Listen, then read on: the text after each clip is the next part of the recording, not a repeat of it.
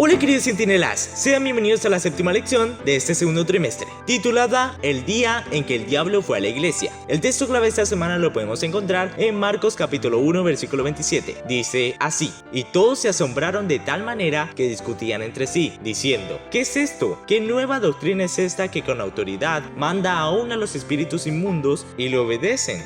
El título de la lección de esta semana es un poco inusitado. Sin embargo, en vez de dar un papel destacado al enemigo, la historia resalta la autoridad de Jesús delante del mal. Exactamente cuando Cristo estaba hablando de su misión de liberar a los cautivos del poder de Satanás, un hombre poseído salió gritando de medio del pueblo. Jesús estaba nuevamente frente a frente con el enemigo, que intentaba desviar la atención de las personas del mensaje de salvación. Y entonces, una vez más, Jesús salió victorioso. La lección de esta semana enfatiza una serie de verdades espirituales. Se presenta a Jesús como maestro y profesor, y las personas se quedan admiradas frente a la gran autoridad con la cual enseña. ¿Y tú también consideras a Jesús como un profesor? Generalmente hablamos de aceptarlo como nuestro Salvador porque confiamos en que Él realmente puede salvarnos de la perdición. Sin embargo, el cristianismo se vuelve más práctico cuando aceptamos su autoridad como profesor. Es decir, confiamos en que lo que Él nos enseñó determinará nuestra manera de vivir cada día. La liberación y la cura que necesitamos son el resultado de estar en la presencia de Jesús. Muchas veces intentamos hacer el bien por cuenta propia, pero rápidamente caemos y otra vez cometemos los mismos pecados de siempre. La clave para el cambio, como puede verse en el desarrollo de toda la historia, no es intentar ser bueno, sino que es elegir estar en la presencia de Jesús. Elena de White destacó que el hombre dominado por un espíritu malo tuvo el poder espiritual suficiente como para ir hasta Jesús, y eso fue todo lo que necesitó. A fin de cuentas, la santidad sucede solamente cuando vivimos en Cristo. El texto clave impresiona por la postura de Jesús. Él no solamente hablaba con autoridad, sino también actuaba en consecuencia. No era una cuestión de simplemente mostrar su poder sobre el mal. La vida de Jesús era totalmente coherente con sus enseñanzas. Fíjate en cómo se definía su misión. Las obras de Jesús sería presentar la verdad. Sus palabras derramaban raudales de luz sobre las enseñanzas de los profetas. Nunca antes habían percibido sus oyentes tan profundo significado en la palabra de Dios. Jesús hacía hermosa la verdad presentándolo de la manera más directa y sencilla. Su lenguaje era puro, refinado y claro como un arroyo cristalino. Su voz era música para los que habían escuchado los tonos monótonos de los rabinos. El Libertador, página 125. La seguridad y la incuestionable autoridad con la que enseñaba Jesús hacían que hasta los demonios reconocieran que Él era el Hijo de Dios. Las más grandes batallas espirituales enfrentadas por Jesús siempre fueron vencidas por el poder de la palabra de Dios. Esta también es nuestra arma más eficiente en la actualidad. Ahora leamos Hebreos 4:12 a fin de saber con qué se compara a la Biblia, porque la palabra de Dios es viva y eficaz y más penetrante que toda espada de dos filos y penetra hasta partir el alma y el espíritu y las coyunturas y los tuétanos y discierne los pensamientos y las intenciones del corazón. Solamente los que saben manejar con habilidad esta arma estarán aptos para vencer las fuerzas del mal en todas sus formas.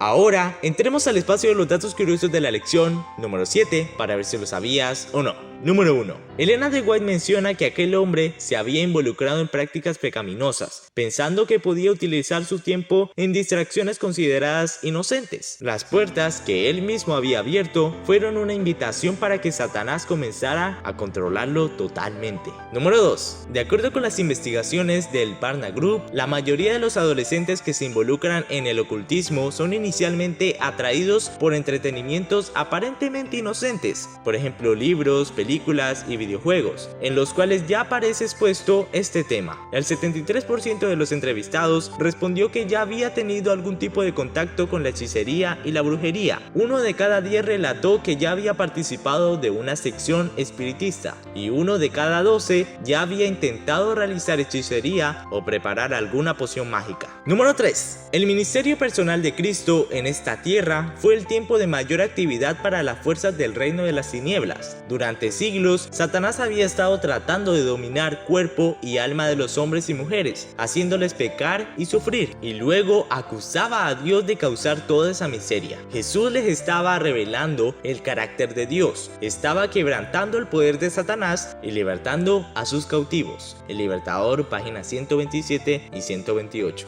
Y conoceréis la verdad, y la verdad verdad os hará libres. Juan 8:32.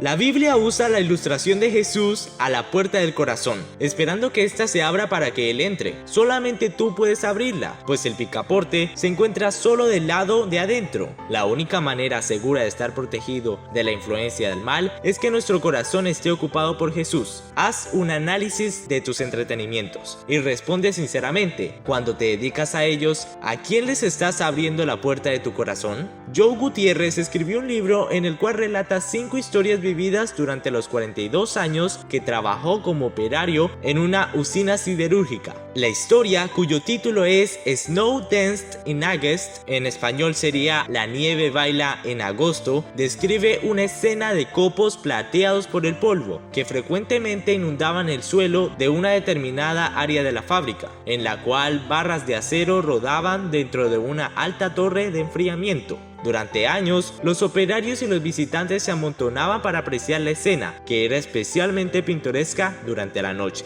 Ese polvo consistía en amianto. Todos lo inhalaban, escribió Gutiérrez, quien en la actualidad sufre de una asfixia sofocante y lenta causada por el amianto, tal como muchos otros de los operarios siderúrgicos. ¿Quién soy yo? Soy todo el mundo. No puedo hacer largas caminatas en la actualidad. Me canso con facilidad y a veces siento dolor al respirar. Y pensar que a veces nos peleamos para poder trabajar en aquel sector. La historia de esta semana debería llevarnos a reflexionar. ¿Cuántas cosas en este mundo son como los copos plateados de aquella fábrica siderúrgica? Encantadoras, pero mortales. Necesitamos cerrar al enemigo todas las puertas de acceso a nuestra vida y permitir que Jesús entre y nos honre con su presencia. Estudiar su palabra también nos mantendrá lejos de los peligros. ¿Será quitado el botín al valiente? Pero así dice Jehová: ciertamente el cautivo será rescatado del valiente, y el botín será arrebatado al tirano,